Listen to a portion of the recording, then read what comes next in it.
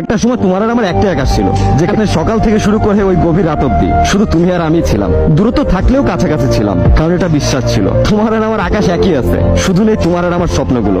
যে স্বপ্নগুলো তুমি দেখাতে আর বলতে একদিন এমন হবে মানুষ ঠিকই চলে যায়, কিন্তু তার দেখানো ওই স্বপ্নগুলো না সহজে ভুলে যাওয়া যায় না। জীবনের ওই শেষটা অব্দি আফসোস হয়ে থেকে যায়। তোমার কাছে হয়তো আমার মনে কোনো দাম নাই, দাম থাকলে তো আর এভাবে ভেঙে ফেলতে না, অনেক বেশি সস্তায় ছিল। তাই তো একবার ভাবারও প্রয়োজন মনে করনি যে মনটা এভাবে ভেঙে ফেলা ঠিক হবে কিনা। যখন মানুষের স্বপ্নের মৃত্যু হয় তখন মনটাও না মারা যায়, তবে একটা স্বপ্নের মৃত্যুতে কিন্তু কম কষ্ট হয় না, বেঁচে থাকার ইচ্ছাটাও কমে যায়। সবকিছু যেন অসহ্য লাগে। একটা সময় যে প্রিয় গিটারের সুর তোলে তাকে শোনাতে ভালো লাগতো, তার চলে যাওয়ার পরে সেই প্রিয় গিটারটাই কেন জানি অসহ্য হয়ে যায়।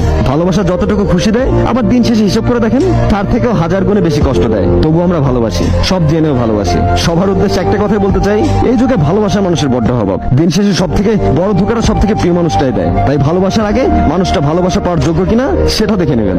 অযথা নিজেকে কিছু